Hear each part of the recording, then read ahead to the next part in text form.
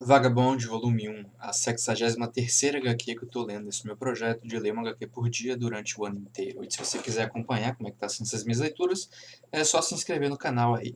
Esse mangá é do Takehiko Inoue, e ele é uma adaptação para mangá do livro Musashi, do Eiji Yoshikawa, que é um romance histórico, um dos clássicos do Japão lá, que é escrito, se não me engano, pouco antes da Segunda Guerra Mundial. E esse é um dos mangás mais prestigiados aqui no Ocidente, é um dos mais comentados e mais queridos nesse estilo de mangá que fora do círculo dos Battle Shonen.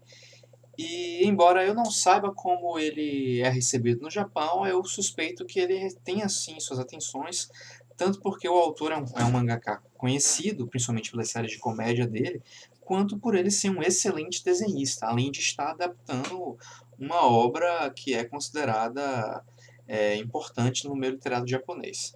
E esse mangá aqui, o Musashi, o livro, no caso, eu li tem mais ou menos uns 2 anos. Então, conforme eu for lendo os volumes do mangá, eu vou tentar fazer comparações e dizer do que as diferenças, e tanto na história quanto na forma de contar a história que essas duas mídias trazem. É, em primeiro lugar, Musashi é o espadachim lá da época da período medieval japonês, que ele viveu durante o shogunato Tokugawa. Ele nasceu pouco antes e a maior parte de sua vida adulta foi durante o shogunato Tokugawa, do caso depois da Batalha de Sekigahara, onde ele esteve do lado perdedor. E é justamente assim que a história começa, tanto no mangá quanto no livro. O Musashi ele participa da Batalha de Sekigahara não como um grande guerreiro, mas como um lanceiro de linha de frente, que é a posição mais ferrada que você pode conseguir. E ele é derrotado, ele estava nas forças que foram derrotadas, e ele começa no campo de batalha quase morto. No livro ele até comenta que acha que tem algumas balas presas no corpo dele, porque no Japão se usava muita arma de fogo. Teve uma época teve uma época que os samurais usavam até mais arma de fogo, tinha mais arma de fogo do Japão do que na Europa, e foram uma ferramenta muito importante durante o período dos Warring States lá do Japão, que chegou ao seu fim na Batalha de Sekigahara, quando o lado do Tokugawa Ieyasu acabou sendo vitorioso. E o Musashi ele tá lá meio que morto, deitado no chão, e ele acorda, olha para o céu, olha para as árvores, olha para as folhas, coisa que acontece aqui no mangá, e o livro abre com o pensamento dele olhando para essas coisas, não descreve ele olhando, mas ele fala sobre o céu e a terra e as folhas, e que tudo tá normal, e que, porra, foda-se essa merda toda, tô tudo fodido aqui, o mundo parece nem aí.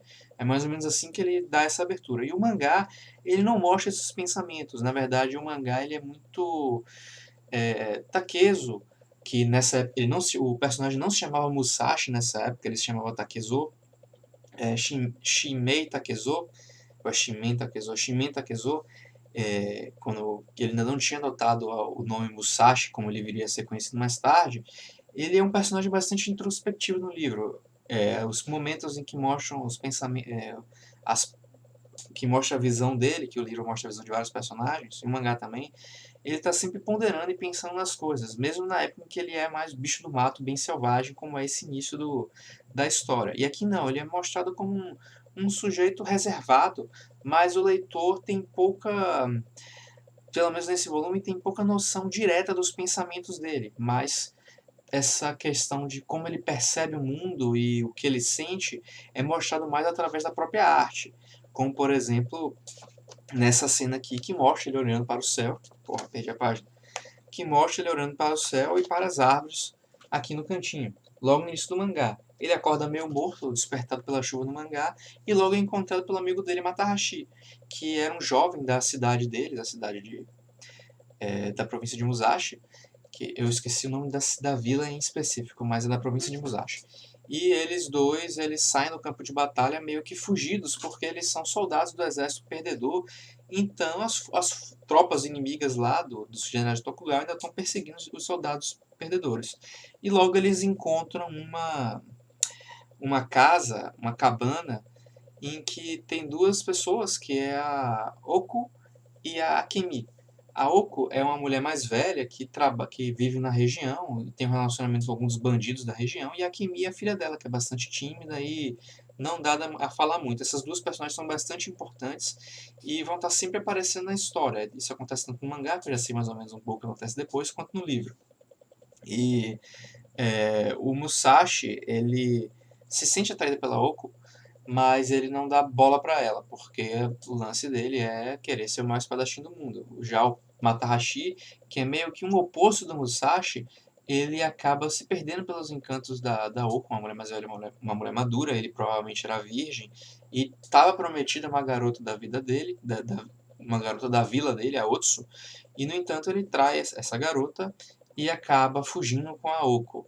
E meio a isso, tem algumas tretas, como é, um grupo de bandidos que ataca o lugar, inclusive um deles sendo Tsujikaze Tenmei, que é um dos primeiros inimigos do que o Musashi enfrenta no livro. Aqui no mangá isso não acontece dessa forma. Quer dizer, o personagem existe, o Takezo confronta ele, vence ele, mas tem outras coisas antes.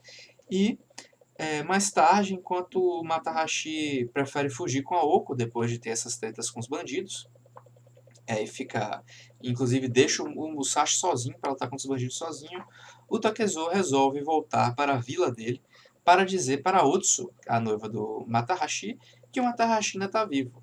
Afinal de contas, é, o Matahashi estava numa guerra junto com o Takezo e poderia muito bem estar morto a essa altura. Aí o Takezo resolve voltar lá não para ficar no lugar, mas para cumprir assim, meio que essa dívida que ele tem, digamos assim, com um amigo dele, a quem ele convenceu a ir na guerra junto com ele. E durante esse percurso, enquanto ele está na vila, vários outros personagens importantes aparecem, como a própria Otsu, que também vai ter uma participação muitíssimo importante durante o mangá inteiro. Um samurai meio babacão chamado Aoki, que é aquele típico cara que tem cargo alto na burocracia, mas é um merda que não consegue fazer nada sozinho e só o cargo dele mesmo que protege ele, porque competência zero. Mas ele é um personagem recorrente na série. E também a mãe do Matahashi, que é a matriarca da família Roniden, que é. Eu esqueci a porra do nome dela, que ela é praticamente só chamada de Obaba, que é basicamente vovó durante o mangá inteiro. E ela é uma das personagens também muitíssimo importante e que também fica seguindo, infernizando a vida do Musashi durante muito tempo, que essa uma velhinha de uns 80 anos, com cara de 80 anos, é uma das inimigas mais problemáticas que o Musashi adquire na vida dele de espadachim. Inclusive, o mangá sempre tem na capa, normalmente, uma imagem do Takezo e atrás uma ilustração em um estilo aquarela, meio sumie. Na verdade, eu não sei se é sumie, porque sumie, se não me engano, é só tinta preta. Então, eu acho que talvez aqui seja aquarela. Mas é aquele tipo de tinta aguada e trazendo outros personagens. Aqui é a Akemi, o Matahashi e a Oko aqui indo embora. No caso, deixando Takezo para trás, talvez. E, assim, esse primeiro volume, ele apresenta todos os personagens que também são apresentados no livro. E a história, em geral, ela segue bastante o que acontece no livro. Eu digo em geral porque o seguinte, em questão de trama, se você vai resumir os acontecimentos mais relevantes, é basicamente tudo igual. No entanto, quer dizer, com um ponto. No livro, o Musashi, ele é a primeira pessoa que ele enfrenta de fato é o Tenmei, o bandido lá, o Tsujikaze Tenmei, que estava lá atormentando a Oko. Já no. Quer dizer, talvez enfrente alguns dos capangas deles. Já que no mangá, o Takezo, logo quando ele e o Matahashi estão saindo do campo de batalha, ele enfrenta quatro samurais. é, e os quatro samurais e detona os quatro sem muitos problemas. É uma mudança que o autor faz para chamar logo a atenção dos leitores, se aproveitando que o primeiro capítulo normalmente é maior, tem 50 páginas, enquanto os outros costumam ter 25. Ele mostra logo cenas de conflito entre o Takezo e inimigos dele, já que tanto para chamar a atenção de um público diferente, um público que não é o público da literatura lá do Musashi, é um público voltado para mangá, um público que que está procurando uma proposta de mangás de ação. E o Inoue deixa claro que o início, aqui nesse início, que uma das propostas dele é mostrar os conflitos de Musashi e com essa técnica de desenho magistral dele mostrar essas cenas de combate entre samurais. Quer dizer, o Musashi não deixa de ser um samurai, ele é de meio que uma linhagem de samurais do interior, com pouco cacife, mas ele não deixa de ser um samurai. Matahashi, que eu acho que não sei, não tenho tanta certeza se ele é um samurai. Mas talvez seja. É, e essas pequenas diferenças, elas vão até diminuindo ao longo do mangá, essa questão de confronto, de conflito, é só esses samurais logo no início mesmo. No entanto, a forma de contar a história é bastante diferente. Como eu já tinha dito, o Musashi nos livros ele é bastante introspectivo, e o livro fala bastante dos pensamentos dele. E aqui não.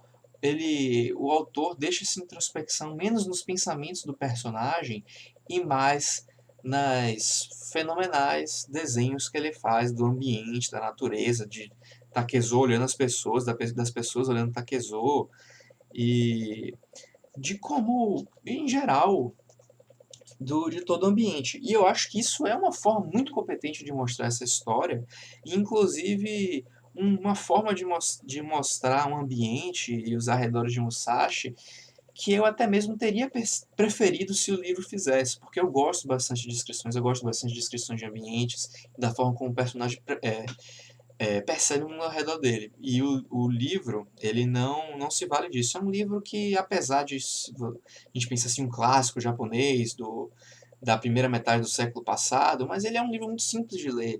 Ele segue o estilo, ele foi publicado como folhetim, publicado em jornal em várias partes, e ele segue um estilo de escrita bastante dinâmico, e apesar de ter bastante pensamentos dos personagens, ele é bastante rápido e sucinto na forma de escrever. Como ele lembra muito, na verdade, um Sacha é quase como se fosse uma versão oriental dos Três Mosqueteiros do Dumas, e que veio lá no século XVII, se não me engano. Foi 18 17. 17 ou 18. Enfim, me confundi. E é um livro muito, muito fácil de ler, e é um livro que eu adorei ter lido, mas que não exatamente tem a minha preferência em como se contar histórias, embora seja um livro muito bom. E o mangá, ele tem essa diferença na forma de contar a história, ele usa bastante do ambiente e de uma linguagem bastante gráfica, afinal o mangá é uma mídia gráfica e o autor se usa bastante disso e consegue fazer isso com bastante competência. Outra coisa que é uma mudança grande em relação à obra original é que, sendo um mangá, e o Inoue ele é um autor de mangás de comédia, ele insere bastante comédia que não existe no livro, e bastante comédia é o estilo de mangá. Por exemplo, logo no primeiro capítulo, o Matahashi está com dor de barriga e ele vai para o mato cagar. E nisso que ele está cagando, ele escuta uma movimentação atrás dele, acha que é o Musashi que está chegando perto de novo dele. O Musashi assustou ele quando encontrou ele desacordado pela primeira vez, e na verdade é o oposto que acontece no livro, porque o Musashi está caído no chão, semi-morto, e ele ouve o Matahashi chamando ele, e aqui o Musashi que encontra o Matahashi, mas enfim, o Matahashi está lá cagando, acha que é o Musashi chegando perto dele, porra, vou sacanear o Musashi, aí adianta lá a cagada dele, caga uma merda mole no chão, mas na verdade ele está cagando nos pés de um samurai que chegou por trás dele, e viu que ele era um soldado que estava fugindo e resolveu matar o cara, ainda mais porque ele cagou no pé dele. E aí o samurai vai lá, tenta enfrentar o Matahashi e escorrega na bosta e cai. O que é um tipo de humor que não tem no livro. O livro do Musashi ele tem alguns momentos de humor, mas não esse humor meio. É um humor meio pastelão que acontece em mangá, o cara escorregando. No entanto, embora o mangá tem certos pontos em que vai mostrando isso, desse tipo de humor meio mangá mesmo, bem otaku, para ser sincero, não é algo que ocorre com tanta frequência como se fosse outro gênero de mangás.